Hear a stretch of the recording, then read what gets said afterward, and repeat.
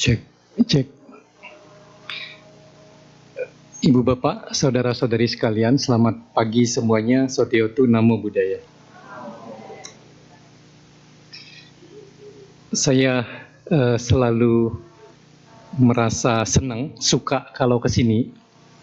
Salah satunya yang barusan ya, apalagi yang tampil tadi luar biasa, bagus sekali. Hari ini judul kita adalah tak bisa mengelak. Sangat mungkin sebagian dari materi ini sudah mungkin pernah Ibu Bapak, saudara-saudari dengar sebelumnya ya. Bisa jadi dari saya ataupun dari sumber yang lain. Judul ini kemungkinan perlu kontemplasi, perlu mereka-reka, kira-kira berkaitan dengan apa. Tapi bisa jadi di antara yang hadir sudah ada gambaran, kira-kira judul yang tidak bisa langsung ditebak ini mengarah ke topik apa. Di dalam ajaran Buddha, ada yang tidak bisa dielak. Tidak bisa dielak itu artinya tidak bisa dihindari, tidak bisa tidak diterima. Dan itu adalah karma. Meskipun topik karma kemungkinan sudah cukup umum, bahkan kita seringkali mengucapkan ini, apakah sudah pas atau belum, karma seharusnya bukan sesuatu yang baru. Tetapi janji boleh nanti dibuktikan, seharusnya akan ada hal-hal yang baru. Hal-hal yang berbeda dengan pengetahuan karma yang Ibu Bapak, saudara-saudari sekalian pernah dapatkan. Karma atau karma dalam bahasa Sanskerta dengan kama dalam bahasa Pali artinya adalah perbuatan. Sehingga hukum karma itu hanya berkaitan dengan perbuatan. Hal-hal lain yang bukan perbuatan itu bukan hukum karma. Karena kadang-kadang kita manusia dengan keterbatasan yang ada, kadang-kadang mengatakan semua hal itu adalah karma. Padahal hukum karma itu salah satu dari hukum alam. Kapan teori karma itu dimulai? Jadi dulu di India kuno tahun 1750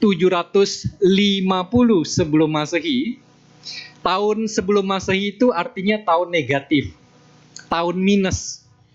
Sehingga kalau sekarang kita ada di tahun 2024, kita tarik mundur nih, tahun 2000, tahun 1500, tahun 1000, tahun 500, lalu tahun 0, kemudian tarik lagi sampai tahun negatif, itulah sebelum Masehi.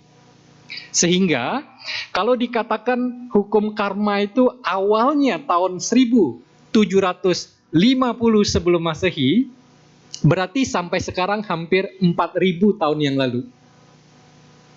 Nah, di India kuno, di zaman itu sudah banyak praktek kepetapaan. Banyak orang yang menjadi pertapa, bermeditasi di tempat-tempat yang sunyi, sudah umum di zaman India kuno. Nah, tentu saja dari sebagian pertapa di zaman India kuno, karena kedisiplinan, karena usaha yang keras, kemudian meningkat batinnya. Di antara petapa India kuno itu ada yang kemudian mampu mengingat kelahiran lampaunya. Karena kualitas meditasi yang sudah meningkat. Jadi mereka mampu mengingat kelahiran-kelahiran lampaunya, tetapi hanya sebagian. Nah, mereka-mereka itu pada waktu mengingat kelahiran-kelahiran lampau, kemudian mengambil kesimpulan, oh, saya tuh kehidupan sekarang cukup baik, kehidupan saya relatif baik, lalu menghubungkan dengan kelahiran, kehidupan lampau yang dia ingat dari hasil meditasi dia. Oh, dulu kami melakukan upacara kurban, kemudian melakukan berbagai hal yang sifatnya ya upacara. Lalu mengambil kesimpulan, kalau mau kehidupan kita baik, bagus, maka banyaklah melakukan upacara dan ritual-ritual kurban. Pertanyaannya, apakah pengambilan kesimpulan ini benar adanya? Dengan hanya mengetahui, mengingat sedikit dari kehidupan lampau, mengambil kesimpulan, sangat mungkin kesimpulannya nggak valid. Saya berikan ilustrasi. Sekarang tahun 2024, mulai Maret 2020, COVID. Masih ingat? Belum lama berlalu ya. Dan saya adalah survivor, penyintas bahasa Indonesianya, yang pernah kena di zaman Delta itu. Untung masih bisa ketemu sekarang ya. Nah, di zaman COVID, pas kondisinya lagi sangat buruk, sangat parah, orang pakai APD lengkap, kemudian hanya kelihatan mata. Kalau kita ketemu di luar, atau di perbelanjaan, atau di rumah sakit misalnya, kita bisa kenali nggak itu siapa? Bahkan itu keluarga kita, teman kita, kalau hanya kelihatan mata aja, kita bisa tahu nggak dia siapa?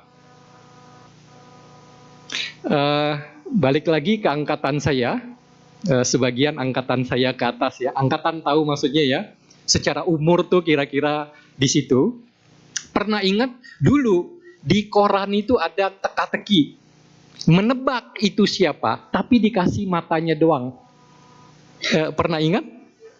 Ada yang kayak gitu, ini siapa? Tokoh publik, mungkin artis, mungkin aktor, dikasih lihat matanya aja, lalu kita suruh tebak itu siapa. Kira-kira mudah atau sulit untuk menebak hal seperti itu? Sulit. Kita kenal pun hanya diperlihatkan mata, kemungkinan kita menebak itu siapa nggak gampang. Nah, demikian halnya. Para pertapa India kuno mengingat sedikit saja kehidupan lampaunya, lalu mengambil kesimpulan. Tidak cukup valid secara ilmu pengetahuan pun penelitian, data yang ada tidak memadai untuk diambil kesimpulan penelitian. Kalau Buddha Gautama itu bisa mengetahui kehidupan lampau beliau secara penuh, juga mengetahui kehidupan lampau makhluk-makhluk lain dan kedepannya akan seperti apa. Berbeda, karena data yang Buddha miliki itu komplit. Bahkan kalau di dunia akademik, penelitian itu kan ada namanya populasi dengan sampel. Populasi itu keseluruhan, sampel itu yang mewakili. Seperti quick count. Ini kan masih cukup hangat ya, atau udah nggak hangat lagi. Pilpres segala gitu ya. Tapi kita nggak bicara politik. Gimana quick count itu bisa memperkirakan hasil dari pemilihan umum, pemilihan ini segala. Gimana dia bisa? Karena dia mengambil sampel hanya sebagian kecil, tetapi yang mewakili populasi itu. Mewakili itu maksudnya gini, ini bukan ngajarin statistik, bukan ya, supaya ibu bapak bisa ada gambaran. Katakan pemilih Indonesia itu untuk pilpres misalnya, itu ada 100-an juta. Komposisinya gimana? Oh, laki-laki 50-an%, wanita 40-an atau terbalik. Maka sampel yang diambil harus komposisinya kira-kira begitu. Mana yang di Jawa, berapa persen keseluruhan, Sumatera, dia akan diambil sesuai dengan komposisi gedenya. Karena itu jangan heran, dia bisa mencerminkan hasil akhir walaupun tidak 100%. Cara kerjanya gitu. Jadi dibuat miniaturnya, lalu dihitung benar-benar hasil itu untuk memperkirakan. Tidak akan 100% benar, tapi memberikan gambaran itu bisa. Nah, itu yang terjadi dengan pertapa India kuno. Kemudian, di zaman India kuno, teori karma itu tidak boleh dipelajari oleh semua orang. Hanya pemuka agama, kemudian orang-orang bangsawan, orang-orang status tinggi baru boleh. Beda dengan hukum karma ajaran Buddha. Semakin banyak orang mempelajari, orang memahami, orang mempraktekkan, itulah yang diinginkan. Ada di antara ibu bapak, teman-teman, saudara-saudari di sini, saya mau belajar hukum karma. Kagak boleh. Kamu siapa? Apakah ada seperti itu? Enggak ada. Beda dengan zaman India kuno.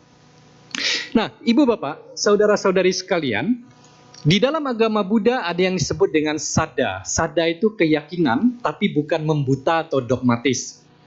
Nanti kalau bicara sada, saya punya materi tersendiri. Kalau mau lebih khusus, kita bisa atur di waktu yang berbeda. Keyakinan itu fungsinya seperti apa? Kalau kita mau melewati satu jalan, menuju tujuan tertentu, kalau jalannya buruk, rusak, jelek, licin, bolong, kira-kira perjalanan kita akan cukup lancar, cukup cepat atau enggak? Dibandingkan jalan kita kokoh, kemudian rata, kemudian apalagi sepi gitu ya, kita bisa meluncur, melaju dengan cepat. Nah, keyakinan itu kira-kira fungsinya begitu. Kalau keyakinan kita nggak kokoh, untuk maju dalam dhamma, ajaran Buddha, mendapatkan kebaikan, itu lambat. Tapi kalau keyakinan kita kokoh, kuat, seperti jalan yang kokoh, kita akan bisa maju dengan cepat. Makanya kita butuh keyakinan yang memadai. Banyak keyakinan dalam ajaran Buddha, ini adalah yang dasar, yaitu apa? Yakin adanya hukum karma. Yang kedua, yakin bahwa karma atau perbuatan itu akan menghasilkan buah atau akibat. Kemudian yang ketiga, yakin buah atau akibat karma atau perbuatan itu akan diterima oleh yang melakukan, bukan orang lain. Enggak akan salah. Bayangkan, 3 dari keyakinan dasar umat Buddha itu berkaitan hukum karma. Artinya, kalau kita secara keyakinan terhadap hukum karma masih enggak bulat, enggak utuh, kita punya PR. Harus segera meningkatkan keyakinan terhadap hukum karma. Yang keempat, yakin bahwa Buddha itu sudah sempurna atau suci. Pertanyaannya, mengapa harus ada keyakinan ini? Secara logika kita paham, kalau kita nggak yakin Buddha itu sudah sempurna, suci, berarti ajaran beliau mungkin masih ada yang salah, mungkin masih ada yang kurang, karena belum sempurna atau suci. Tetapi kalau kita meyakini Buddha Gotama sudah sempurna, suci, berarti ajarannya sudah komplit, sudah lengkap, sudah cukup, sudah sempurna. Itu maksudnya. Kenapa keyakinan terhadap Buddha itu penting sekali. Ibu bapak, saudara-saudari sekalian, ada 5 hukum alam. Hukum alam itu adalah hukum yang melingkupi alam semesta, berlaku bagi seisi alam semesta. Artinya, meskipun manusia sebagai anggota alam semesta ada yang tidak percaya hukum-hukum karma ini, hukum-hukum alam ini tetap berlaku karena dia menjadi anggota alam semesta. Pertama, apakah ibu bapak percaya kalau di lingkungan kita, daerah Pluit ini, misalnya ya, dikenal banyak orang yang baik. Orang yang baik. Apakah kemudian daerah Pluit ini, wow, adem, tentrem, kemudian damai. Kalau ada hujan, hujannya enggak ngagetin, gitu ya. Kan zaman sekarang perubahan iklim luar biasa. Hujan itu bisa tiba-tiba turun dengan deras, kemudian hilang. Kira-kira gitu ya. Apakah di daerah Pluit yang dikenal banyak orang baik, segala sesuatunya tenang, anteng. Tidak ada Guntur, Gledek, and the Gang dan teman-temannya yang ngagetin seperti tempat lain di sini tuh enggak. Anginnya juga sepoi-sepoi, panasnya juga nyaman-nyaman aja. Tetapi sebaliknya, ada daerah lain yang dikenal banyak orang kurang baik. Lalu di situ puting beliung, angin kencang, geluduk, geledek, petir, dan seterusnya luar biasa ngagetin. Apakah seperti itu? Masukkah di akal kita. Kita percayanya sesuai dengan kondisi alam yang ada, dia akan terjadi seperti itu. Kenapa munculnya hujan dan seterusnya, kecuali di Dubai kemarin ya, modifikasi cuaca, itu pun diberikan kondisi. Makanya terjadi luar biasa. Hujannya jarang, susah, begitu hujan ampun-ampunan, itu karena dikondisikan. Tetap aja kondisi juga diberikan. Artinya apa? Hukum alam berkaitan dengan cuaca, iklim, angin, itu tidak mengenal pembedaan, diskriminasi atau dispensasi. Enggak ada tuh.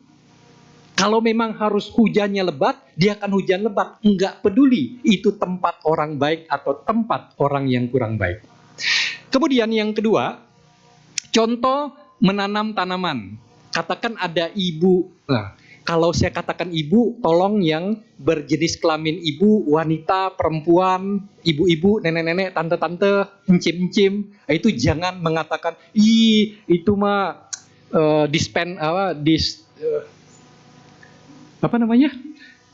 tendensius. Maklum, sejak kena COVID ingatan saya agak menurun. Kalau kata-kata yang tidak cukup sering digunakan, kalau dulu cepat gitu ya, di recall, setelah COVID saya merasa dampak ke saya, ingatan saya agak menurun untuk istilah-istilah yang agak jarang. Tapi jangan khawatir, kalau tentang duit nggak akan berkurang. Kalau itu sih saya rasa nggak ada perubahan ya. Nah, katakan ada ibu A dengan ibu Z. Supaya agak jauh. Kalau saya katakan ibu A, ibu B, itu tetanggaan karena A, B, C, D abjad. Maka saya katakan A dan Z supaya agak jauh ya. Ibu A, ibu Z menerima benih bunga matahari, biji yang dari sumber yang sama. Ibu A ini adalah ibu yang dikenal baik, bager, nice, kind, dan seterusnya. Ibu Z, ibu yang dikenal bawel, cerewet, pelit, jahat, dan seterusnya. Dua kutub, dua ekstrim yang berbeda. Diberikan bibit bunga matahari, yang ibu A, si ibu baik, tidak diapa-apakan bibitnya, dibiarin aja. Ibu Z, ibu yang jahat ini, begitu diberikan bibit, dia tanam, dia gemburkan media tanamnya, disiram dengan rutin, dikasih pupuk, kasih cahaya yang cukup, dan seterusnya. Secara logika, tanaman mana yang kemungkinan akan tumbuh dengan baik? Z kan ya? Mengapa? Karena diberikan kondisi untuk tumbuh. Ibu A, meskipun dia orang baik, dia tidak memberikan kondisi, maka tanaman bibit itu tidak akan tumbuh. Begitulah hukum alam bekerja. Sesuai dengan kondisinya, maka dia akan terjadi, akan muncul sesuai dengan kondisi tersebut. Nah, ternyata hukum karma itu adalah salah satu dari 5 hukum alam. Artinya, mulai dari sekarang, kalau yang masih belum di jalan yang benar, segera kembali ke jalan yang benar. Jangan pernah mengatakan hukum karma itu adalah buatan Buddha. Bukan. Buddha tidaklah menciptakan hukum karma. Tidak. Hukum karma itu selagi alam semesta ada, dia berlaku, dia ada. Buddha memahami, Buddha mengerti, Buddha mengajarkan. Jadi Buddha itu dikatakan guru, bukan penemu dhamma, bukan. Beliau mengerti, memahami, mengajarkan, bukan pencipta dharma ataupun hukum karma. Nah, yang keempat adalah hukum-hukum alam selain hukum 1, 2, 3, 4. Contoh, hukum listrik, arus listrik. Ini mungkin pernah saya contohkan di sini, mungkin ya.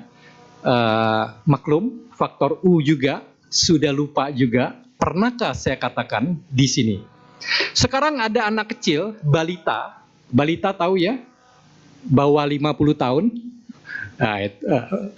Balita bawah 5 tahun. Lalu ada orang dewasa, dua-duanya tangannya basah. Tidak menggunakan alas kaki yang itu ya. Lalu nyolok ke colokan listrik yang aktif. Pertanyaannya, apakah arus listrik akan memberikan kekhususan? Ini anak kecil, kesian, dia belum paham, jadi jangan disetrum. Tapi ini tuh orang dewasa, dasar ya, nantang kita, setrum dia. Apakah arus listrik melakukan pengecualian seperti itu? Rasanya enggak ya. Kalau Anda nggak percaya, Anda lakukan sendiri di tempat lain lah ya. Kalau Anda nggak percaya, oh saya orang baik, oh saya gini-gini, saya coba kena apa enggak? Jangan ya. Nah, arus listrik tidak mengenal pembedaan. Sesuai dengan cara bekerjanya dia, kondisinya terjadi, dia akan terjadi atau tidak. Sesuai kondisinya. Kemudian yang kelima, bagaimana pikiran itu muncul dan tenggelam. Sama kok. Baik yang beragama lain, ini kan ajaran Buddha ya, 5 hukum alam, mereka nggak terima, nggak setuju, silakan aja. Tapi tetap kok berlaku bagi mereka.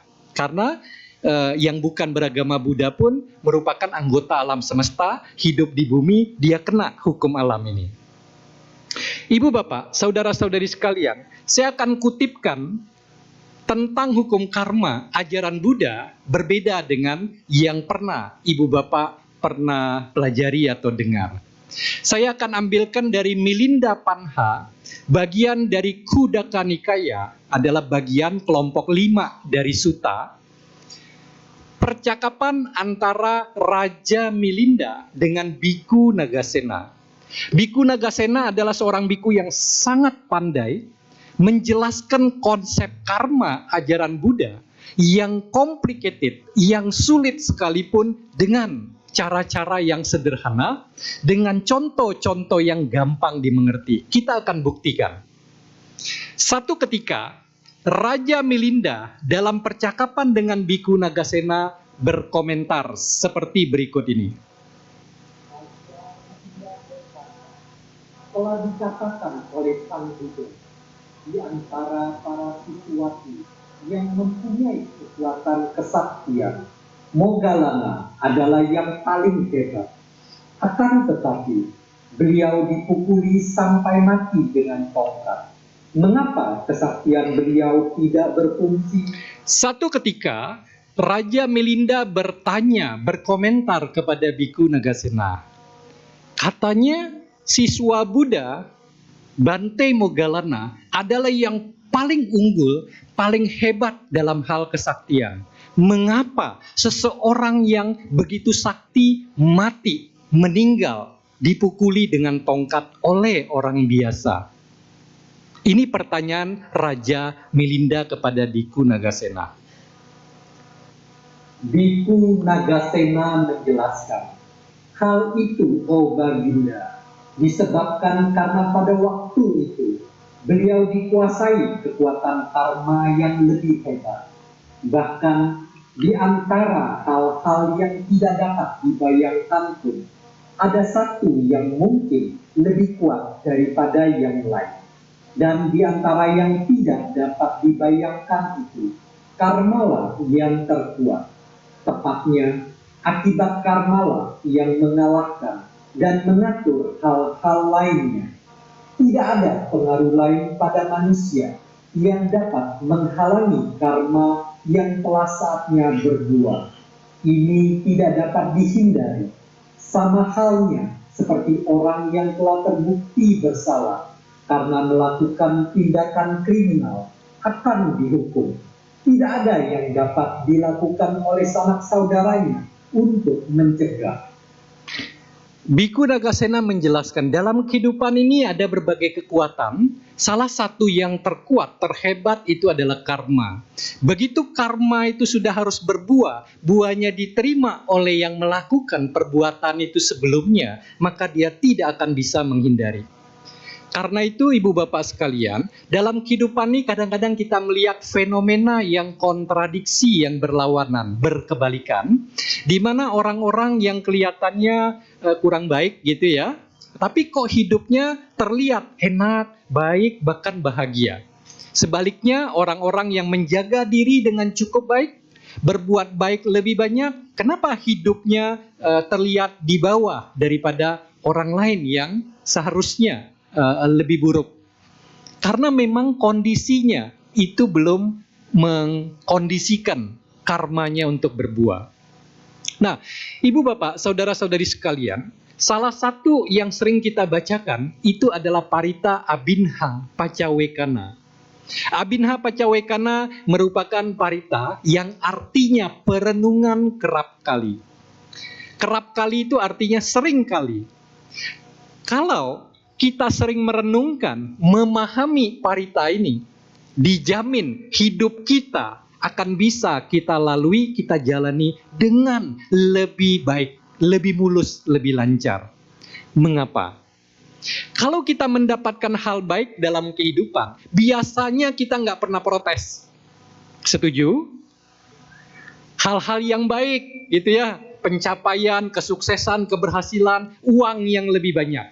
Kita protes nggak? Kenapa datang lagi duit? Kenapa datang lagi? Bosen saya. Apakah begitu? Tapi, begitu ada kesulitan, masalah, persoalan, kita, ya kalau itu ringan, baru 1-2, ya kita masih oke-oke. Tapi kalau itu belum selesai satu, muncul yang lain, biasanya kita akan protes. Kenapa terjadi kepada saya? Kenapa nggak orang lain saja?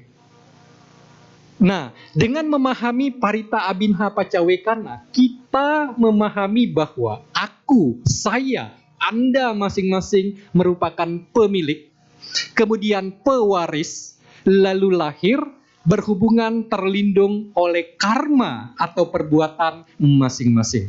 Apapun karma yang kita perbuat, baik atau buruk, itulah pada waktunya nanti kita akan terima buah atau akibatnya. Kalau kita sering merenungkan ini, memahami, terutama pada waktu kehidupan kita sulit, buruk, kita memahami bahwa itu tidak lepas dari perbuatan kita sendiri di waktu yang lampau, entah kapan, entah di mana, entah bagaimana perbuatan buruk pernah kita lakukan. Sekarang buah atau akibat yang jelek harus kita terima. Kita memahami itu, kita jauh lebih menerima hal yang buruk itu. Kenapa hal buruk terasa semakin buruk? Karena kita menerimanya dengan buruk juga respon atau sikap kita. Jadi semakin buruk hal yang buruk itu, karena penolakan kita.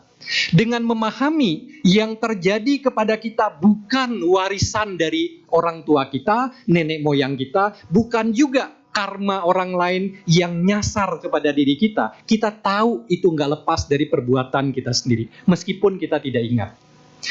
Ibu bapak, saudara-saudari sekalian, karma teorinya banyak. Yang akan disampaikan dalam kesempatan ini sangat amat terbatas. Salah satu teori karma mengatakan ada 4 jenis karma berdasarkan fungsi. 1, karma penghasil.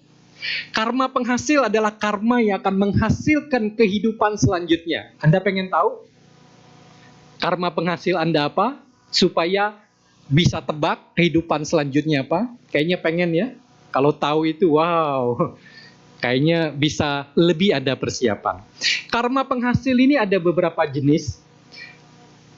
Kalau ada karma yang kuat sekali, besar sekali, hebat sekali, karma-karma seperti itu dia akan menghasilkan kehidupan kita selanjutnya. Karena dia sangat kuat, sangat hebat, sangat berat. Contoh, seperti Dewa Datta, sepupu dari Pangeran Siddhartha yang kemudian jadi Buddha, itu pernah berencana membunuh Buddha, tetapi Buddha tidak bisa dibunuh oleh makhluk yang lain, sehingga hanya terluka kakinya. Itu karma yang sangat besar, sangat hebat, sangat berat.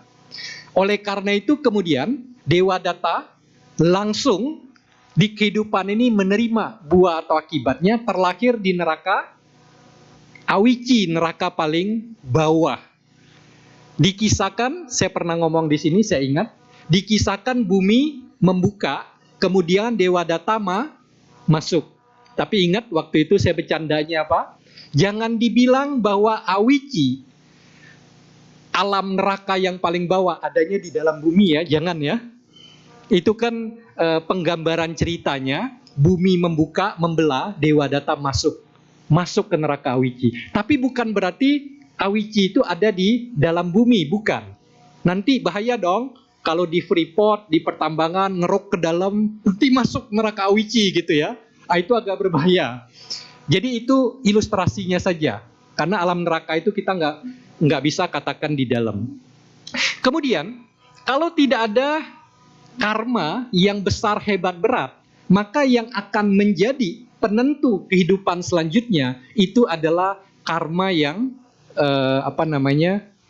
karma yang memori kita ingat dengan sangat kuat. Contoh, ibu bapak pernah berdana makan kepada biku sangga, begitu ikhlasnya, begitu kebahagiaan melingkupi, itu sangat berkesan. Nah, itu mungkin jadi penentu kehidupan kita selanjutnya kalau tidak ada karma hebat yang siap berbuah. Karena itu pada waktu kita melakukan kebaikan, lakukan kebaikan itu dengan sungguh-sungguh, dengan fokus, konsentrasi yang penuh. Mungkin saja itu penentu kehidupan kita, kita nggak pernah tahu. Kalau karma hebat, berat, tidak siap ada yang berbuah, tidak ada yang memorable, yang sangat kuat berkesan, yang baik maupun buruk, yang juga siap, maka yang mungkin akan menentukan kehidupan kita adalah karma atau perbuatan kebiasaan. Kita biasanya kemana kalau hari Minggu misalnya? Oh, ke wihara. Oh, melakukan kebaikan ini. Atau sebaliknya yang buruk. Kebiasaan itulah yang menentukan kehidupan selanjutnya. Kalau tidak siap karma hebat, tidak ada karma yang berkesan kuat sekali. Nah, kalau tiga ini tidak ada, yang mana yang akan berbuah menentukan kehidupan selanjutnya? Itu adalah pikiran terakhir sebelum meninggal. Pasti pernah dengar dong? Pernah ya? Hati-hati, jaga pikiran. Mana tahu kita meninggal di saat itu, pikiran terakhir menentukan. Itu betul, kalau tidak ada karma-karma yang urutan prioritasnya lebih tinggi. Karena itu kita harus menjaga. Kita nggak pernah tahu kapan titik akhir kehidupan kita yang sekarang. Jaga pikiran kita. Mana tahu kita sedang berkendara, mana tahu tidak berkendara, tiba-tiba serangan jantung, kita meninggal. Pikiran terakhir kita mungkin salah satu penentu. Nah, di sini juga seingat saya pernah mengulas ini sedikit, tapi perkenankan saya untuk mengulang sedikit supaya kita punya bekal yang lebih baik.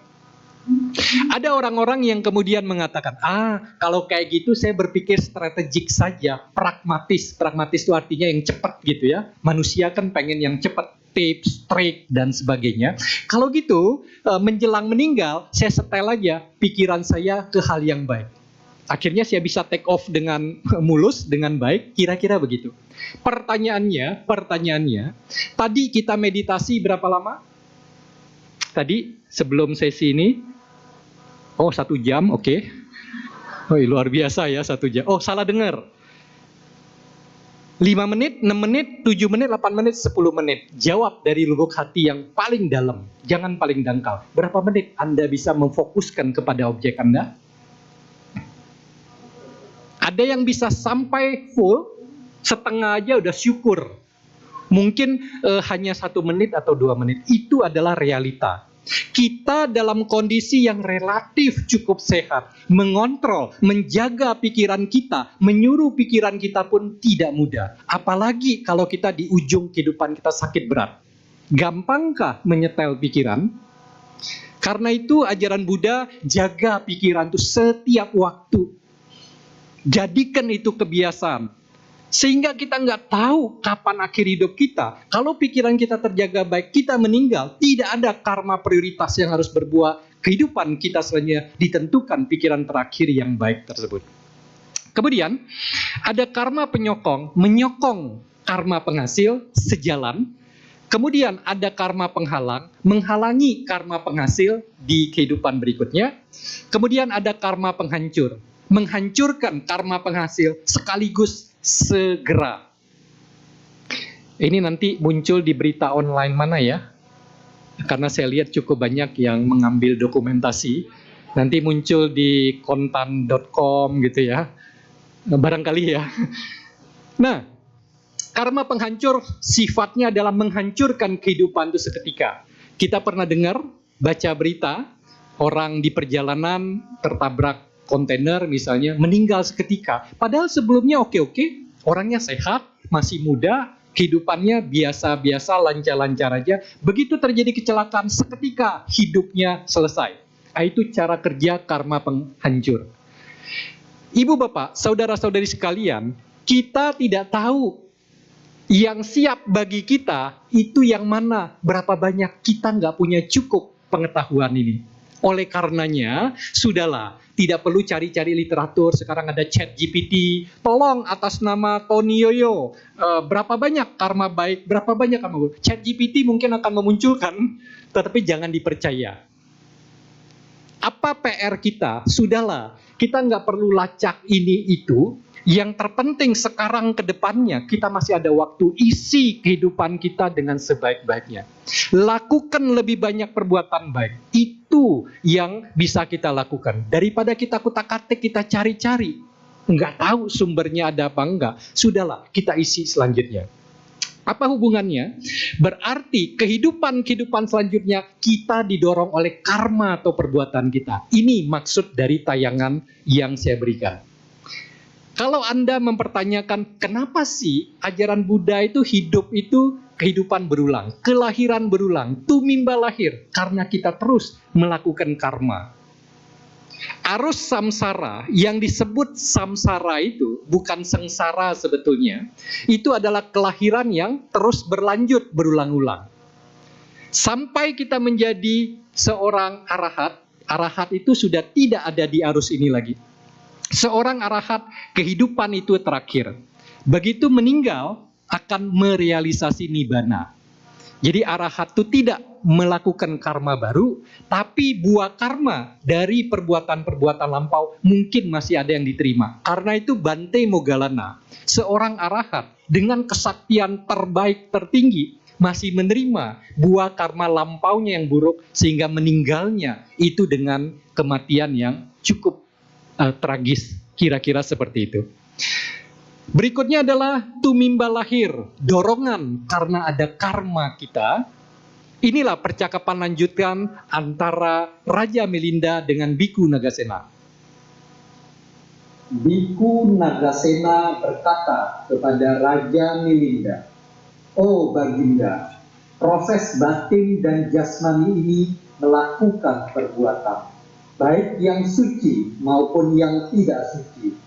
Dan oleh karena karma tersebut, maka proses batin dan jasmani lainnya terlahir lagi. Karena itulah, maka batin dan jasmani ini tidak terbebas dari perbuatan." Kita adalah gabungan dari batin dan jasmani, nama dan rupa. Oleh gabungan batin dan jasmani ini, kita melakukan perbuatan atau karma atau kama. Karena ada karma yang dilakukan, mendorong munculnya batin dan jasmani baru. Setelah batin jasmani, kita ini dalam kehidupan ini selesai. Muncul batin dan jasmani yang baru, tidak persis sama, tidak juga berbeda. Karena dia muncul dari perbuatan batin dan jasmani sekarang, maka dia tidak terlepas dari perbuatan yang dilakukan oleh batin dan jasmani yang sebelum atau sebelumnya lagi. Itu maksudnya. Kemudian perhatikan pertanyaan berikutnya. Pertanyaan yang mungkin ibu bapak pernah dihadapkan, diri sendiri bertanya atau orang lain, bisa jadi Anda tidak mengetahui jawabannya. Tetapi seingat saya juga pernah mengulas ini sedikit. Yuk kita dengar. Raja Milinda bertanya, setelah perbuatan dilakukan oleh satu proses batin dan jasmani, di mana perbuatan itu berada?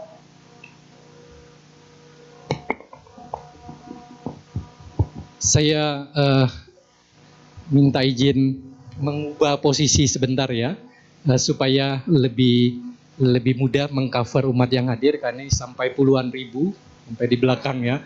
Takutnya kalau saya di sana nggak kelihatan yang akan saya lakukan. Oke, saya masih lebih rendah dari altar ya. Ibu bapak sekalian, yang ditanyakan oleh Raja Milinda, setelah perbuatan atau karma itu dilakukan, di mana karma itu atau perbuatan itu disimpan? Pernahkah terpikir oleh kita ditanya oleh orang lain, Ajaran Buddha kan katanya karma itu dilakukan dalam banyak kehidupan. Sudah banyak karma yang kita lakukan yang belum sempat berbuah. Di mana karma itu disimpan? Kita bisa jawab atau enggak? Diri sendiri, di cloud, di servernya Meta gitu ya, Instagram, kemudian mungkin Amazon, kan Amazon ada AWS, Amazon Cloud Services itu ya. Apakah di situ? Atau di wihara Pluit Damasuka ini ada yang tahu di mana disimpan? Termasuk karma saya mau ikut anjang sana, jalan-jalan ke sana. Ngecek dong, mana tahu karma baik saya masih cukup banyak, karma buruknya nggak terlalu banyak, saya ngadem dulu, nyantai dulu. Berbuat baiknya istirahat dulu, cuti dari berbuat baik. Apakah begitu? Adakah yang tahu? Yuk kita dengar sebentar ya, karena saya akan melakukan satu demonstrasi, satu peragaan setelah tayangan berikut ini. Biku Nagasena menjelaskan, perbuatan tersebut mengikuti batin dan jasmani itu, oh Baginda, seperti bayang-bayang yang tidak pernah pergi. Namun orang tidak dapat menunjuk perbuatan-perbuatan itu dan berkata, perbuatan-perbuatan itu di sini atau di sana, sama seperti buah dari sebatang pohon, tidak akan dapat ditunjukkan sebelum buah itu muncul. Perhatikan bagaimana bagusnya Biku Nagasena menjelaskan. Seperti bayang-bayang yang tidak pernah lepas dari benda atau tubuhnya. Pertanyaan saya, ibu bapak saudara-saudari sekalian, pada waktu mau datang ke wihara kita ini, apakah Anda menyiapkan, menyimpan, membawa bayang-bayang Anda? Yang dibawa handphone gitu ya. Handphone udah paling pertama lah. Apakah bayang-bayang kita siapkan? Kantongin dulu ah. Masukin tas ah. Bayang-bayang pernahkah kita bawa? Tidak. Tapi dia ikut kita enggak? Begitu ada sinar, begitu ada sudut dari bendanya, bayang-bayang itu akan muncul. Hanya di kondisi tertentu bayang-bayang itu muncul. Tidak setiap saat. Kalau tengah hari, pas sumber cahayanya tegak lurus dengan kita, bayang-bayang kita nggak muncul. Tapi dia ada sebetulnya. Begitulah cara kerja hukum karma.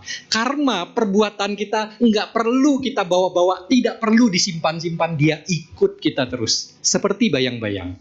Kapan buah akibat hasil dari karma itu muncul? Begitu kondisinya sesuai. Seperti munculnya bayang-bayang, begitu kondisinya sesuai. Sumber cahaya, kemudian ada sudutnya. Sekarang saya akan lakukan satu peragaan. Yang angkatan saya ke atas tahu dong ini? Tahu ya? Ini saya beli murah. Satu pak isinya 10, harganya 6.000. Jadi satunya 600 rupiah. Isinya berpuluh-puluh. Murah ya? Kenapa saya bawa? Kalau saya mencoba cari di Wihara Cetia, susah nggak zaman sekarang cari korek api seperti ini? Susah. Akhirnya peragaan saya nggak bisa dilakukan. Maka saya bawa sendiri, modal sendiri. Kalau saya ingin menyalakan ini, apa yang harus saya lakukan? Gesek, tapi tentu ada ini ya. Kalau saya gesek begini, tidak ada hasil juga. Saya harus menggesekkan. Menyala. Pertanyaannya, sebelum dia menyala, di mana api itu bersembunyi? Api yang muncul, di mana sebelum dia muncul? Di mana dia berada? Apakah di kayu itu? Apakah di ujungnya itu apa? Pentulnya itu, kira-kira ya. Apakah di kotak di pinggirnya itu? Di mana api itu sebelum dia muncul, di mana dia berada atau bersembunyi? Dia tidak ada di mana-mana, dia tidak bersembunyi. Dia hanya muncul begitu kondisinya sesuai. Kondisi sesuai apa? Ada itunya. Bukan, belum dulu, gesekan terakhir. Ada gesekan pun kalau gesekannya rada gemulai. Misal gitu ya. Sorry, saya nggak mampu mempraktekkan. Kira-kira muncul nggak api itu? Harus pas, ibu bapak, saudara-saudari sekalian. Ada loh kayunya, ada loh atasnya itu yang mesiu atau apa gitu ya. Kemudian ada loh gesekan ini dan tidak boleh basah. Dan cara geseknya juga harus pas. Kalau terlalu keras, terlalu lunak, dia tidak muncul api itu. Begitulah cara kerja hukum karma. Buahnya muncul sesuai kondisi yang ada. Kalau kondisinya belum sesuai, dia belum akan muncul. Kemudian, pertanyaan sederhana, kita nggak ada kipas angin ya. Jadi, oke lah. Kalau ada kipas angin, andaikan, atau AC. Sebelum itu ada angin, kita rasakan di mana angin dari AC atau kipas angin itu bersembunyi. Dia tidak bersembunyi di mana-mana. Karena kita nyalakan, AC-nya tidak rusak, mesinnya berputar, bekerja, dan seterusnya, kemudian tenaganya masih cukup kuat untuk mendorong, kita rasakan angin itu. Tapi sebelum dia muncul, dinyalakan, dia tidak disimpan, tidak bersembunyi di mana-mana. Seperti halnya buah. Sebelum buah itu muncul, dia tidak bisa dikatakan bakal buah itu ada di daun, ada di ranting, ada di batang, ada di akar. Tidak bisa dikatakan seperti itu. Dia tidak berada di mana-mana dari keseluruhan pohon tersebut. Saya lanjutkan, kayaknya lebih enak berdiri, boleh diizinkan? Boleh ya? Kayaknya lebih enak. Dulu style saya seperti ini, tapi semakin tambah usia, ada masalah di punggung saya. Jadi kalau terlalu lama berdiri juga tidak dianjurkan.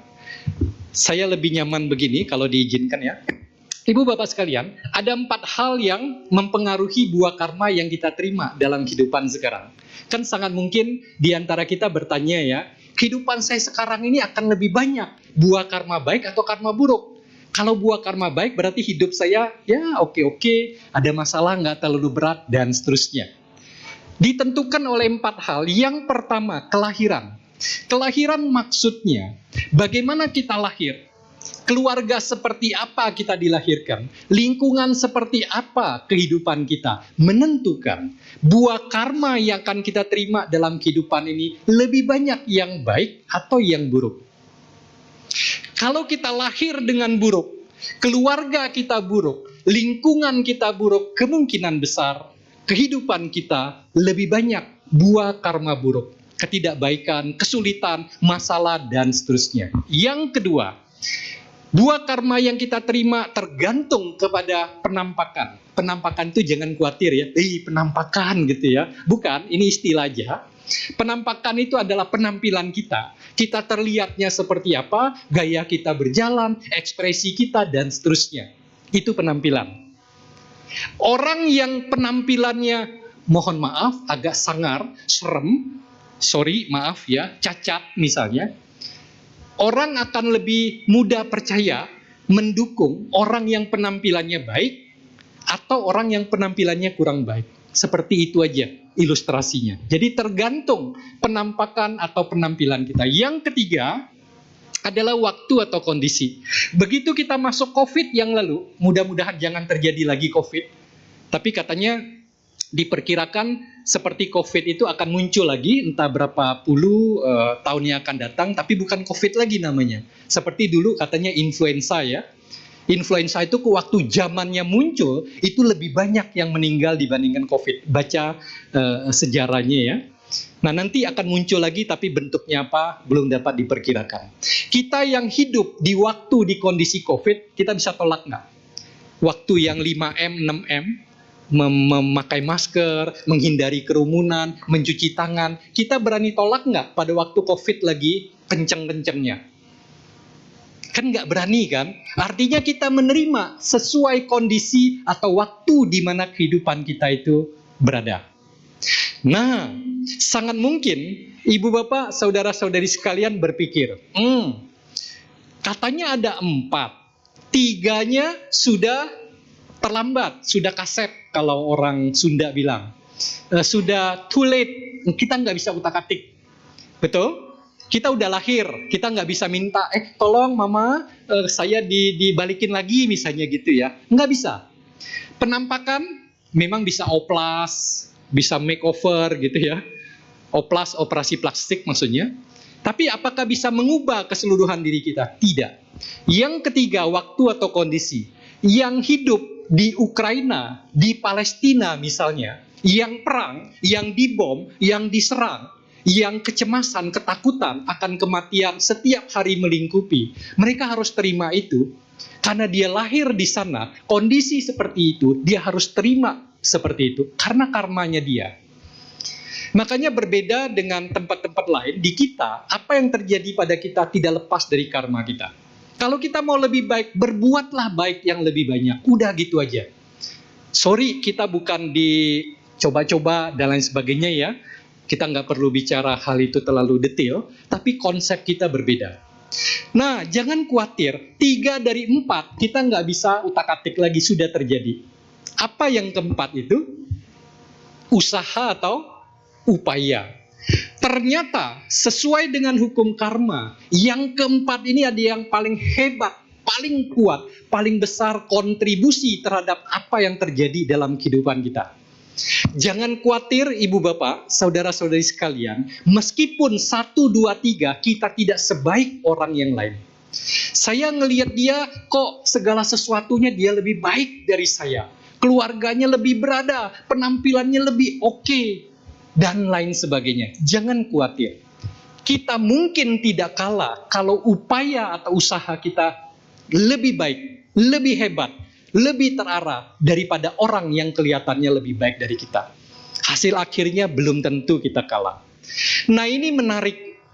Makanya dikatakan bukan deterministik yang sudah tertentu gitu ya. Upaya, usaha itu dibuka dalam hukum karma.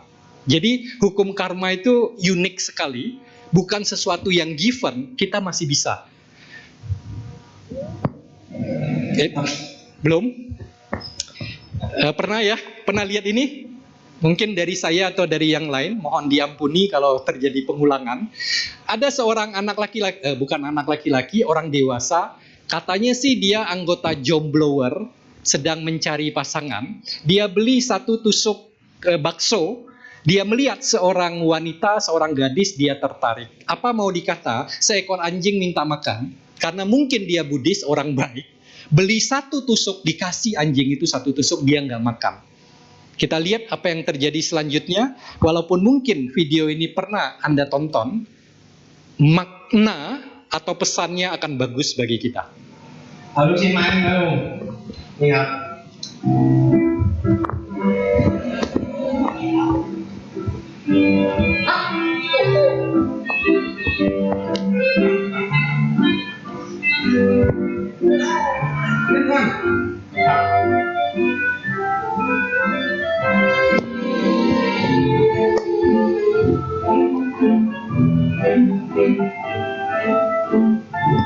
Di tempat parkir, orang lain tidak bisa mencari parking lot. Untuk pemuda tadi sudah disediakan oleh anjing itu. Mobil lain kena kotoran burung, mobil dia tidak, dijaga oleh anjing itu. Dia bingung siapa yang melakukan.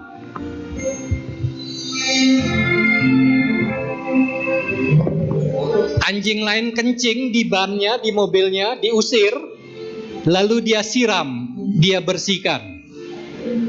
Dia bingung siapa yang melakukan.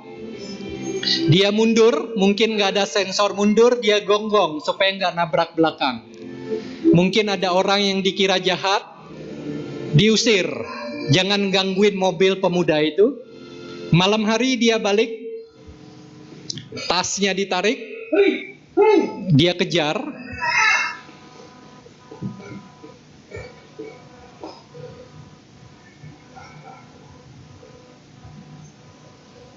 Ternyata dipertemukan dengan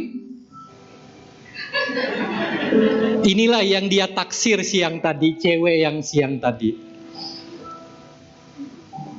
Kerjaan siapa? Nah, inilah mak comblang.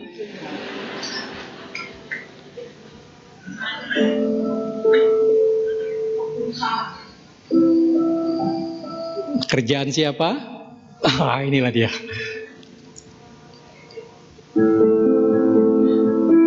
kebaikan yang sudah dia lakukan.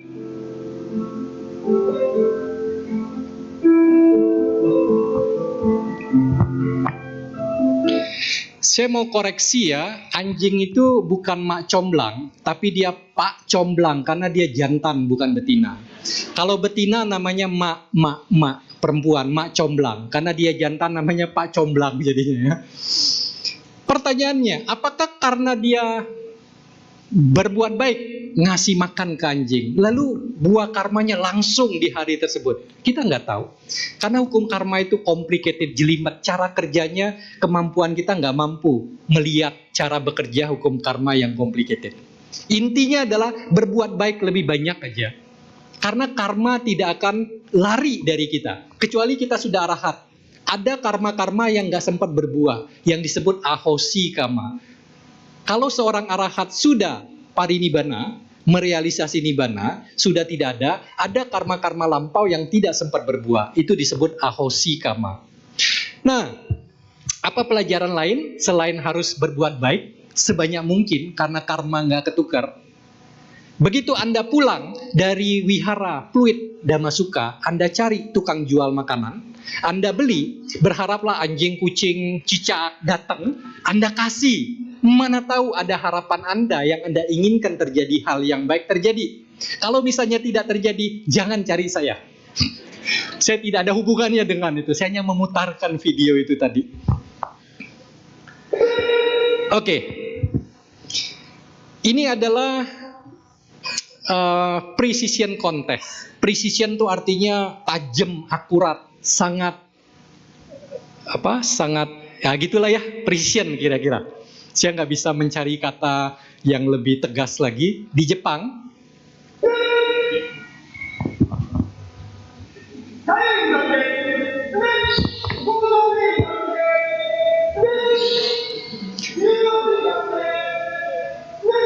sekarang dia bersilangan. Tidak ada satupun yang bertabrakan.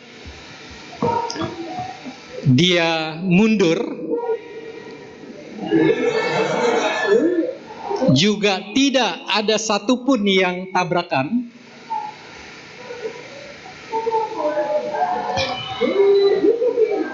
Tidak mau kalah,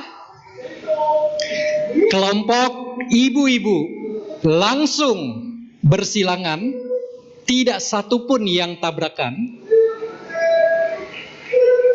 Kedua kalinya bersilangan lagi,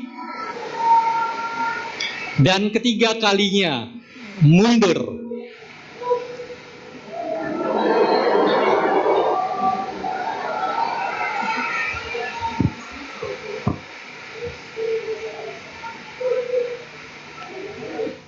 Manusia saja dengan latihan, keterampilan terbentuk bisa sangat presisi, sangat tajam, sangat akurat. Jangan ragukan hukum karma. Hukum karma itu akurat. Kondisinya aja yang belum sesuai, sehingga perbuatan baik kita, kadang-kadang kita belum lihat buahnya, merasa belum lihat. Kita mencoba menjaga diri nggak berbuat jahat, berbuat baik lebih banyak. Kenapa masalah, kesulitan, kendala, ketidakbaikan terus ada dalam kehidupan kita? Bukan berarti hukum karma tidak bekerja.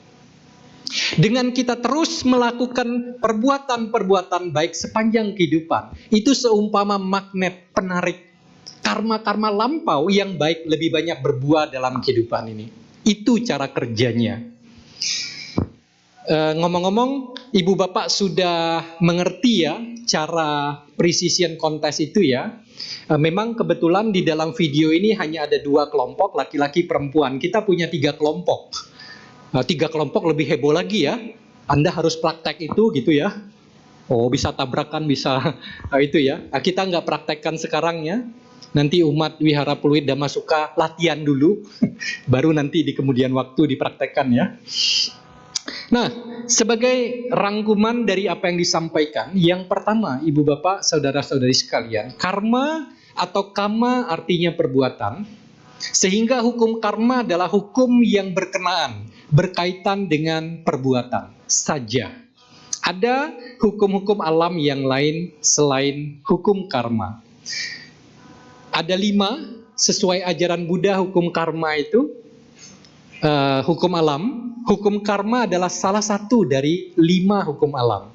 Sehingga hukum karma bukanlah ciptaan atau buatan Buddha. Buddha ada atau tidak, sudah muncul atau belum, begitu alam semesta itu ada, maka hukum karma sebetulnya sudah berlaku.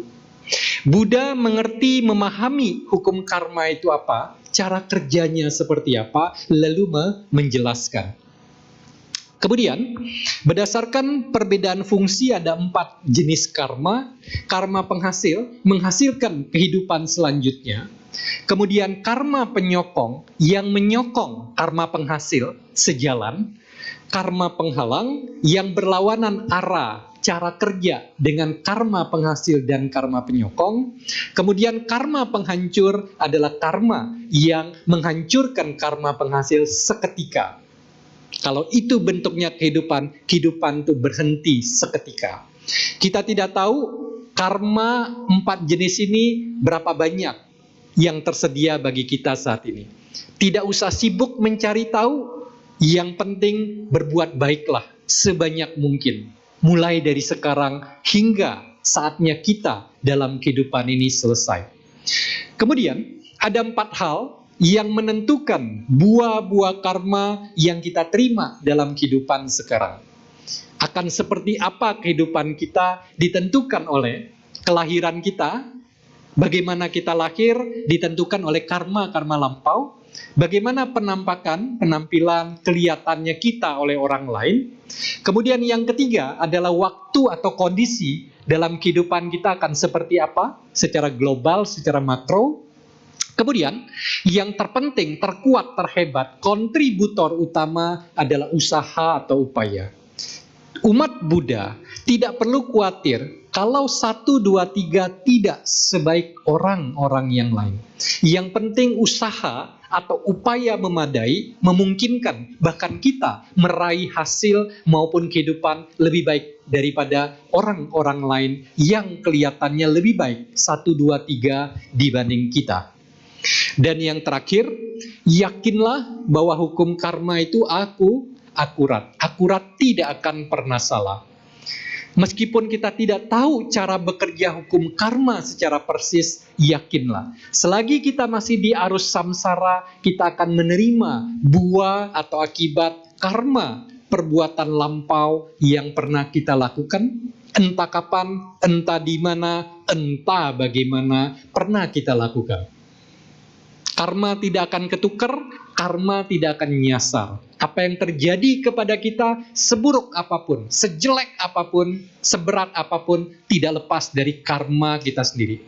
Tidak usah mencari kambing hitam, walaupun itu kelihatannya menyebabkan masalah bagi kita, sebetulnya itu cara kerja hukum karma aja. Kita harus terima. Kalau kita merespon secara buruk atas hal buruk yang terjadi, kita membuat karma buruk yang baru. Kalau kita membuat karma buruk yang baru, siap-siaplah di kemudian waktu untuk kembali menerima akibat yang buruk. Demikian Ibu Bapak, Saudara-saudari sekalian, apa yang saya sampaikan. Mudah-mudahan janji di awal bisa saya tepati, bahwa materi yang disampaikan tidak akan persis sama dengan teori karma yang pernah Bapak Ibu pelajari, dengarkan, atau diskusikan. Ada hal-hal yang barangkali baru.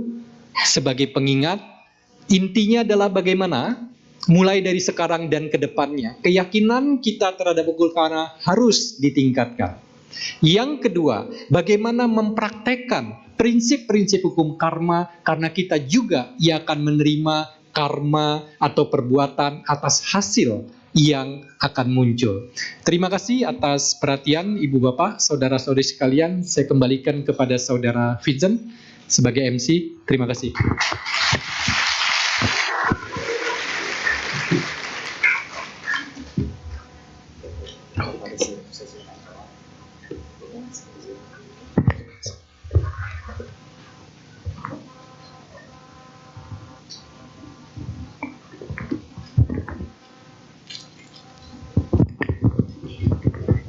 Sebelumnya maaf, bagi pemilik mobil Honda Silver dengan nomor polisi B1677 UVC mohon agar dapat dipindahkan karena diparkir di tikungan. Saya ulangi, bagi pemilik mobil Honda dengan nomor polisi B1677 UVC, mohon agar dapat dipindahkan karena diparkir di tikungan. Terima kasih. Baiklah, Romo mempersilakan untuk sesi tanya jawab. Jadi bagi Bapak, Ibu, Saudara-saudara sedama yang memiliki pertanyaan baik secara lisan ataupun tertulis bisa dipersiapkan. Nanti yang akan bertanya secara lisan, angkat tangan saja setelah bernyanyi. Nanti akan dipersilakan maju ke depan dan bertanya langsung kepada Romo. Dan bagi Bapak Ibu yang ingin bertanya secara tertulis, di depan kursi Bapak Ibu ada kertas dan juga alat tulis, bisa dipersiapkan. Nanti setelah selagi bernyanyi, ditulis pertanyaannya, nanti saya akan keliling untuk mengambil kertas pertanyaan Bapak Ibu. Jika Bapak Ibu ingin bertanya secara tertulis tapi tidak ada kertas ataupun tulisnya, nanti ketika saya keliling panggil saja, nanti akan saya sediakan. Baiklah, sambil menunggu pertanyaan yang masuk, mari kita buka kembali buku tuntunan kebaktian kita. Kita nyanyikan sebuah lagu bersama-sama. Kepada petugas dipersilakan.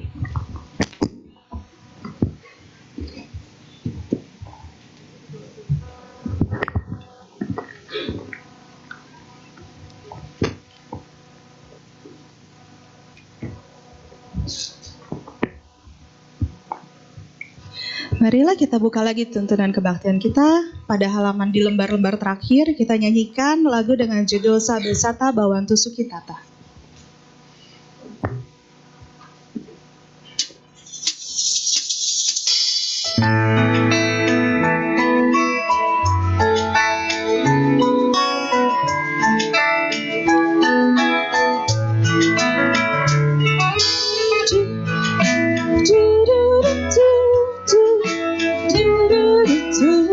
Semoga bahagia.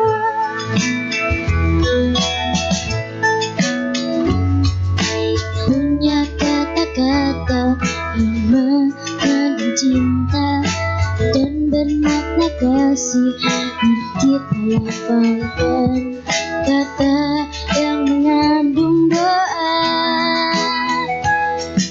Sabesata Bawantu Sukitata, semoga semua makhluk berbahagia. Sabesata Bawantu Sukitata, semoga semua berbahagia.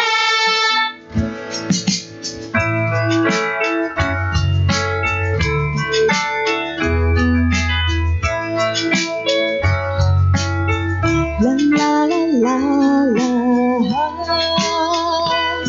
Setiap saat aku melafalkan agar hati damai penuh dengan cinta.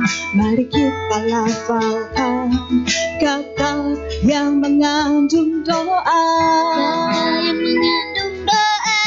Sabesata Bawantu Sukitata, semoga semua makhluk berbahagia. Sabesata Bawantu Sukitata, semoga semua berbahagia. Marilah kita mendoakan semua makhluk bahagia, agar hati betul bahagia. Mari kita lafalkan, mari lafalkan. Sabesata Bawantu Sukitata, semoga semua makhluk berbahagia. Sabesata Bawantu Sukitata, semoga semua berbahagia. Semoga semua berbahagia.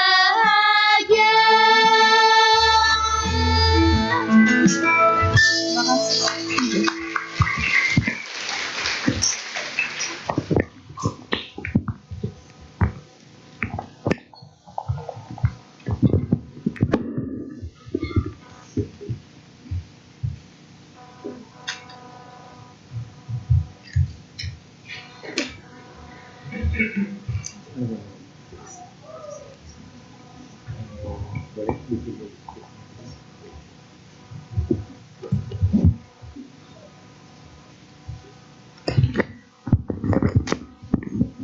Baiklah, kita kini masuki sesi tanya jawab.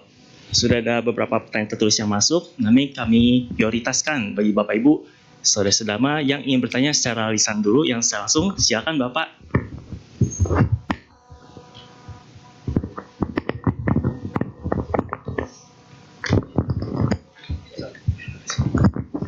Selamat siang Romo Tony Yoyo. Terimalah salam dari budi saya, Namo Buddhaya. Namo Buddhaya, Pak. Terima kasih Romo atas Dhamma Desananya. Cuman agak telat sedikit. Karma itu saya sudah jalanin. 2019 saya jatuh naik motor dan di sini saya dibor kepalanya. Nah itu saya baru sadar, dulu saya sering berbuat yang tidak baik, menyakitkan binatang, kepalanya sering saya pukul gitu. Banyak sekali yang saya melakukan perbuatan tidak baik. Yeah. Terima kasih itu satu ini. Ada satu tanda tanya nih Romo, mau nanya ya mengenai Waisak. Waisak kan memperingati hari kelahiran Siddhartha. Hari pencerahan Pangeran Siddhartha menjadi Buddha dan hari wafat atau parinibbana Sang Buddha. Apakah itu semua detik-detiknya sama Romo? Kita memperingati 3 kejadian Trisuci Waisak. Apakah kelahiran dengan pencerahan dengan parinibbana itu detiknya sama?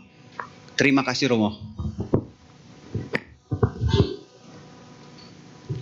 Ini kalau atlet loncat jauh, loncatnya jauh banget gitu ya. Bisa memecahkan rekor olimpiade tuh Pak. Oke, jadi Bapak ingin mengatakan pertama, hukum karma itu betul-betul ini ya, dialami, dilihat, dijalani. Kemudian yang kedua, apakah detik-detik dari 3 peristiwa itu sama, sehingga diperingatinya menjadi detik yang sama ya, padahal 3 Trisuci.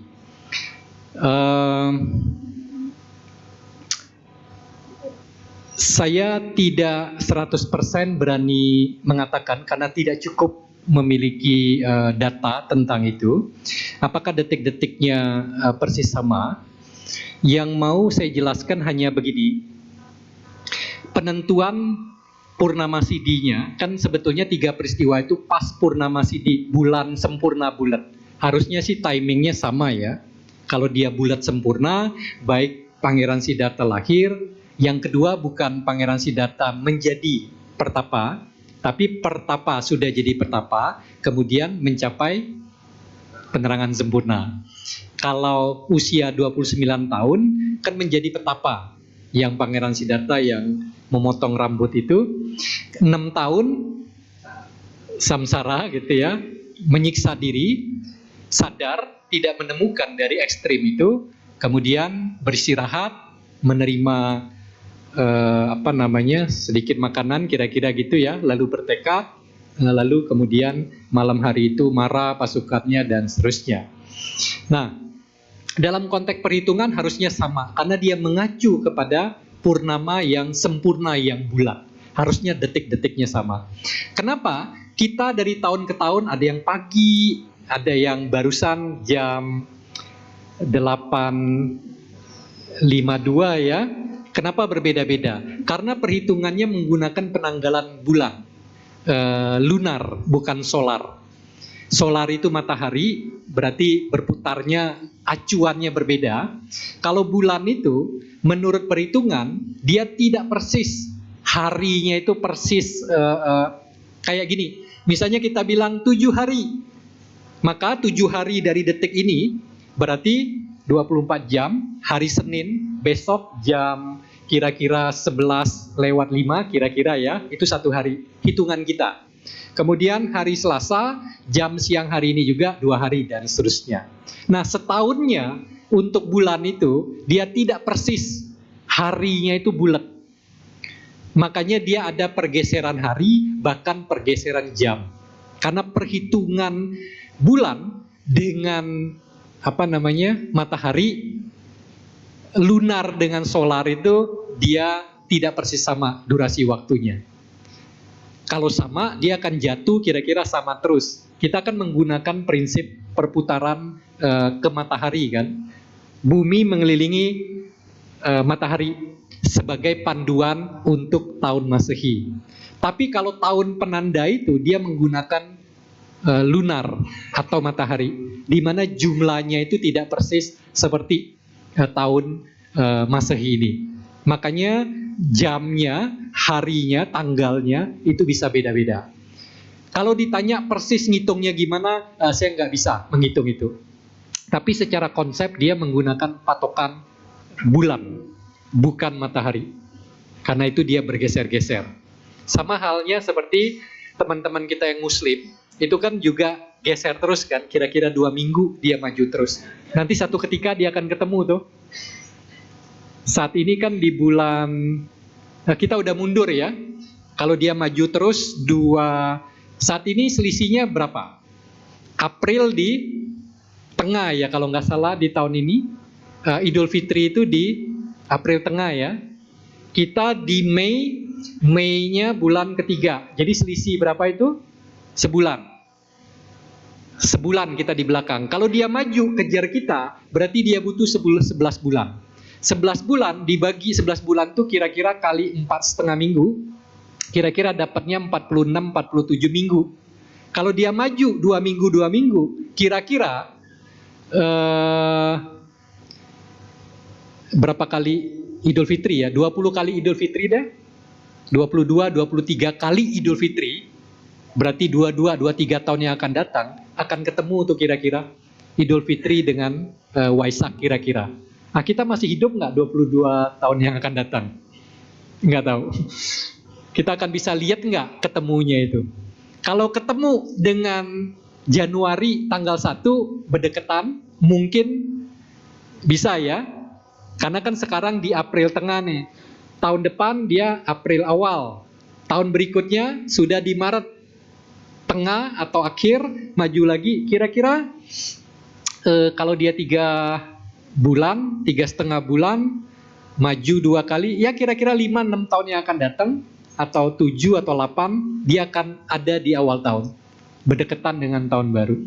Begitu kira-kira Bapak gambarannya ya, karena saya tidak menguasai untuk perhitungan detailnya, sebagai gambaran aja. Terima kasih, pertanyaan yang bagus Pak. Ya, terima kasih Bapak atas pertanyaan dan terima kasih Romo atas jawabannya.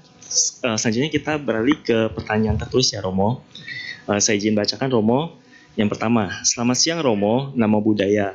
Saya izin bertanya, hukum karma ikan mengkondisikan, Romo. Hukum karma kan mengkondisikan kita untuk terlahir sesuai buahnya. Nah, sebenarnya kita itu bisa terlahir kembali jadi tumbuhan tidak? Pertanyaan ini sering dilontarkan oleh umat agama lain yang saya bingung harus jawab bagaimana. Kalau memang iya, solusi untuk keluar dari alam tersebut bagaimana? Terima kasih Romo. Yang bertanya apakah ada data dirinya, nama atau apa? Ada. Rahasia nggak ya kalau disebut nama? Jangan. Nggak apa-apa. Kalau ada feeling tertentu nggak apa-apa. Pertanyaannya kita dengar bersama ya. Teman kita yang bertanya, apakah bisa terlahir sebagai tumbuhan atau tanaman? Kemudian bagaimana terhindar kalau nggak salah ya, supaya nggak terlahir sebagai tanaman. Nah, walaupun secara biologi, bio itu hidup, logi itu ilmu, berarti biologi yang mempelajari makhluk-makhluk yang hidup, kira-kira gitu ya.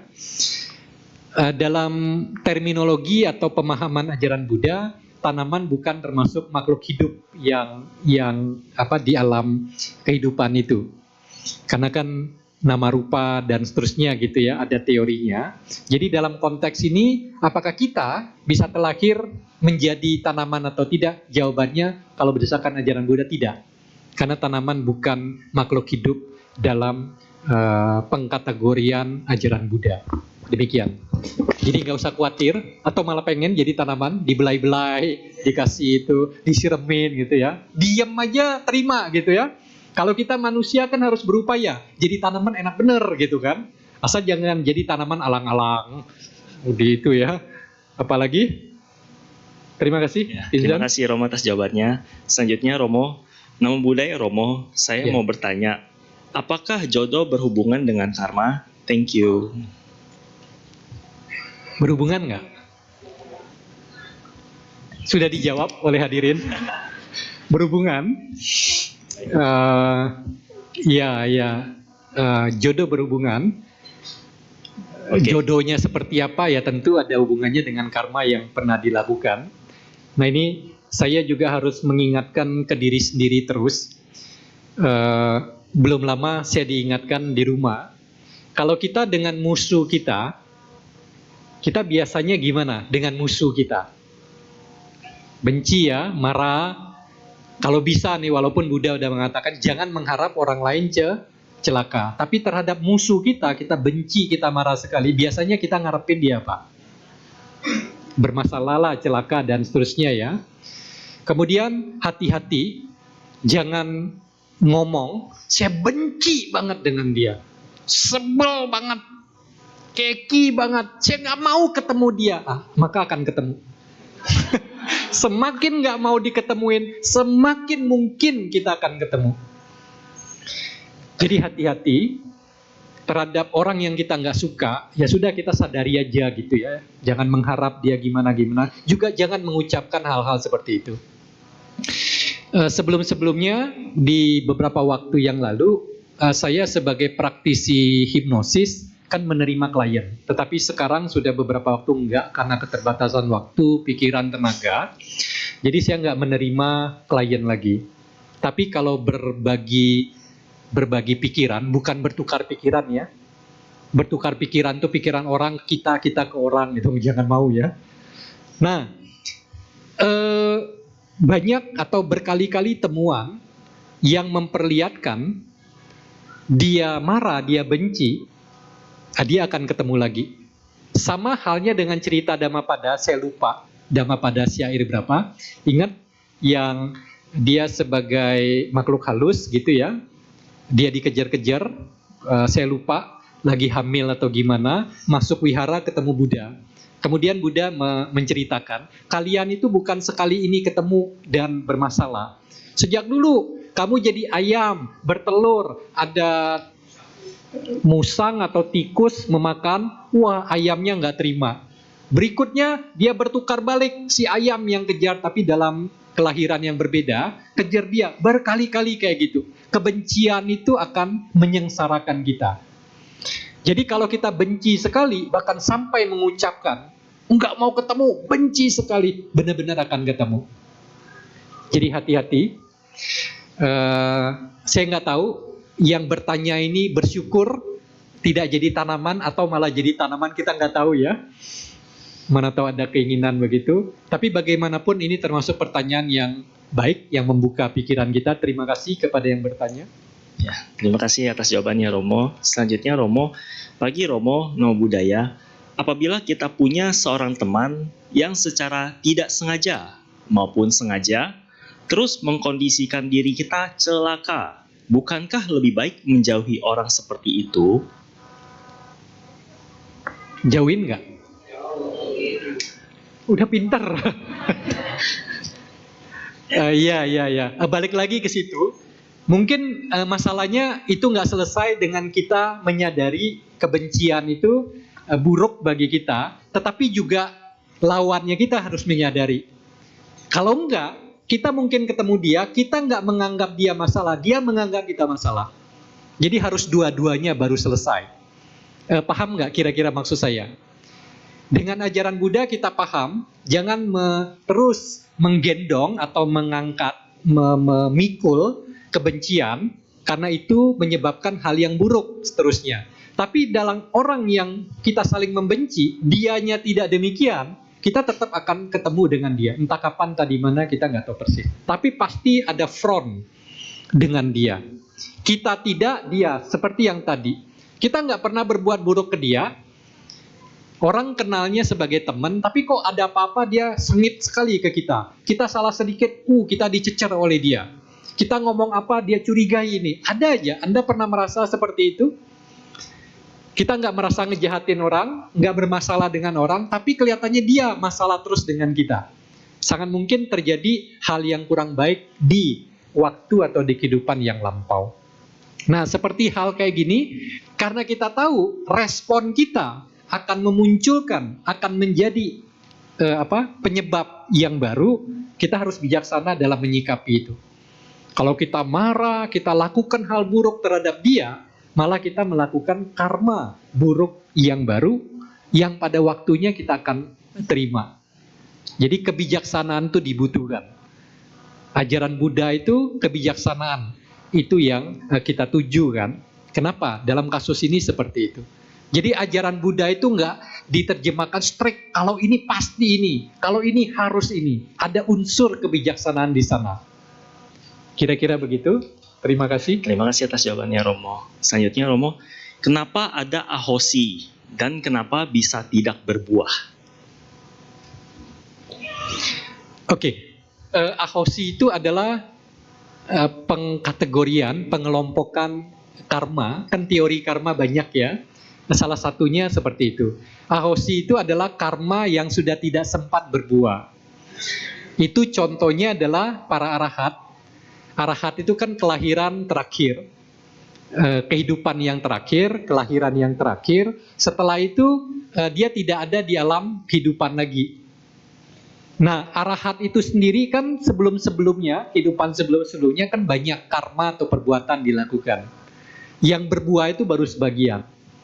Jadi begitu seorang arahat meninggal, merealisasi nibbana, sudah tidak ada dasar lagi untuk berbuah. Seperti tanaman yang tadi, jangankan berbuah, tumbuh saja tidak, kalau medianya itu sudah tidak ada, lingkungannya tidak mendukung lagi, maka bibit atau benih itu tidak akan menjadi apa-apa. Seperti itulah seorang arahat sudah tidak ada lagi dasar untuk begitu sudah meninggal, tidak ada lagi dasar untuk berbuahnya karma-karma yang lampau.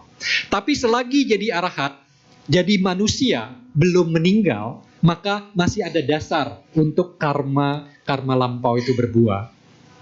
Kira-kira gambarannya begitu. Selagi kita belum arahat, kita masih akan terus lahir dan mati dalam kelahiran yang berulang ini. Demikian. Ya, terima kasih Romo. Apakah ada Bapak Ibu yang ingin bertanya secara lisan lagi? Secara langsung kepada Romo ada? Ya ada.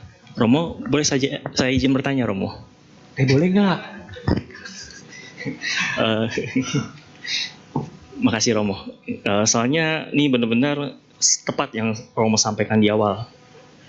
Tema yang sama tapi pola pikir berbeda gitu setelah mendengar. Dan terpikir saya dari Dhammadesan Romo tadi, ini mengenai situasi pengkondisian bagaimana terlahir di kehidupan selanjutnya. Contoh seperti ini Romo, kita terlahir di kehidupan ini mendapatkan baik buruk adalah karena perbuatan kita di kehidupan yang lampau. Jika misalnya kita melakukan yang buruk, mendapatkan yang buruk gitu kan, ya anggapannya yang di perbuatan di kehidupan lampau itu juga kita melakukan perbuatan buruk gitu. Kayak contoh misalnya saya mendapatkan situasi yang buruk, semakin buruk saya jadi mikir jahat banget gue di kehidupan lampau gitu ya. Jadi benar-benar berbuah gitu di kehidupan sekarang. Jadi ibaratnya nggak ada yang perlu dikomplain gitu kan, dapat yang buruk seburuk apapun ya karena memang salah diri sendiri gitu di kehidupan yang lampau gitu kan.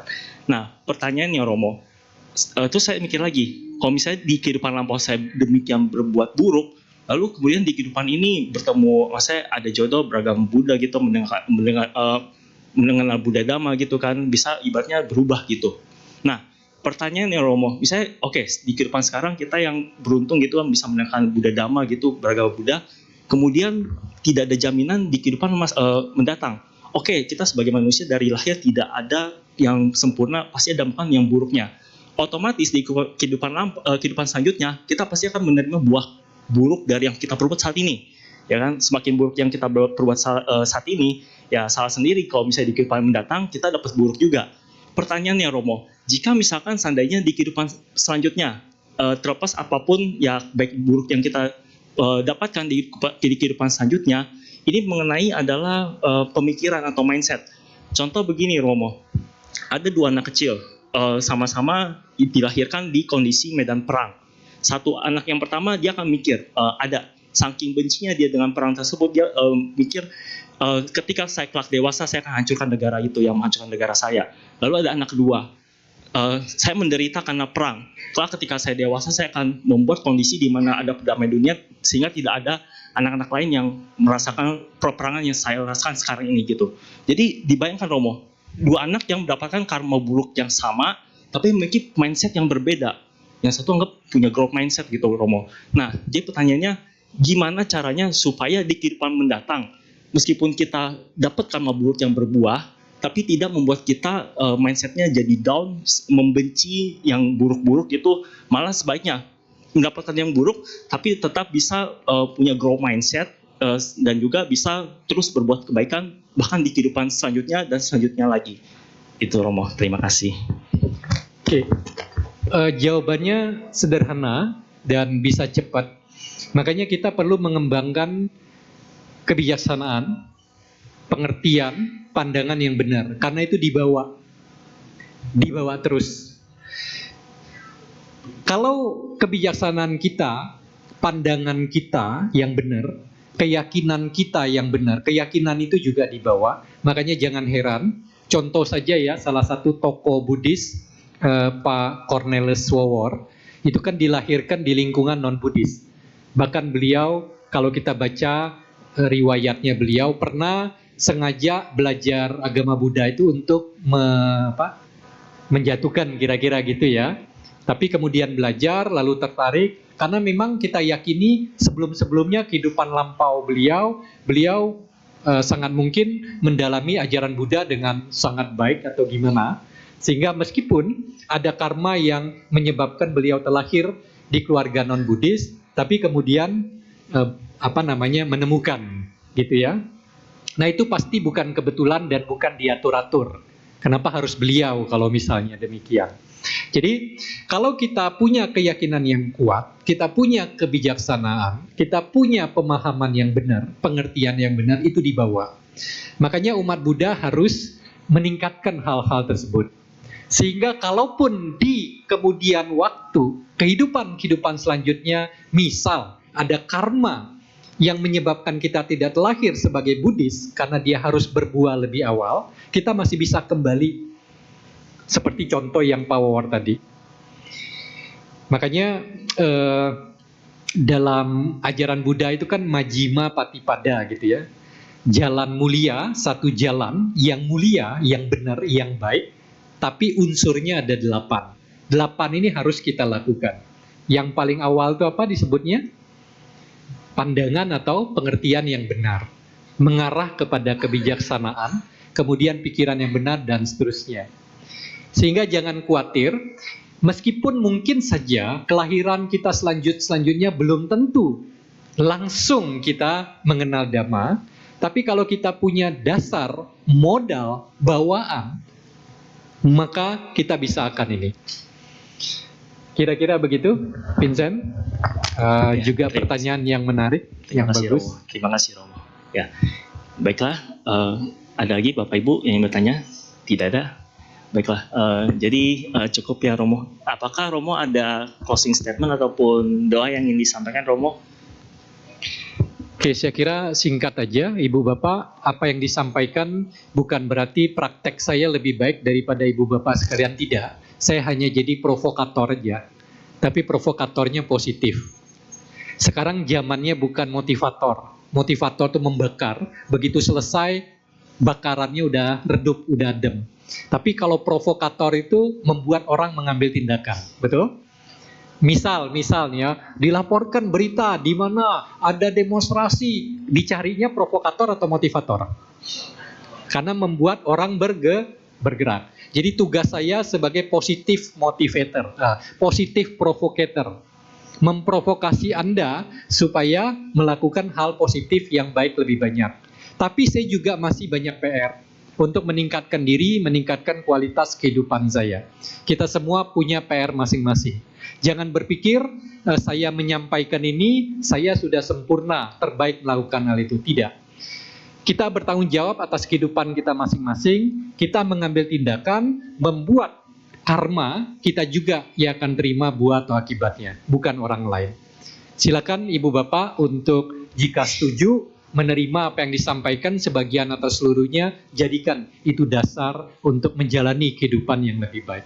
Semoga Ibu Bapak lebih baik kualitas diri dan kehidupannya dan lebih berbahagia. Terima kasih semuanya, selamat siang, Sotihotu, Namo Buddhaya.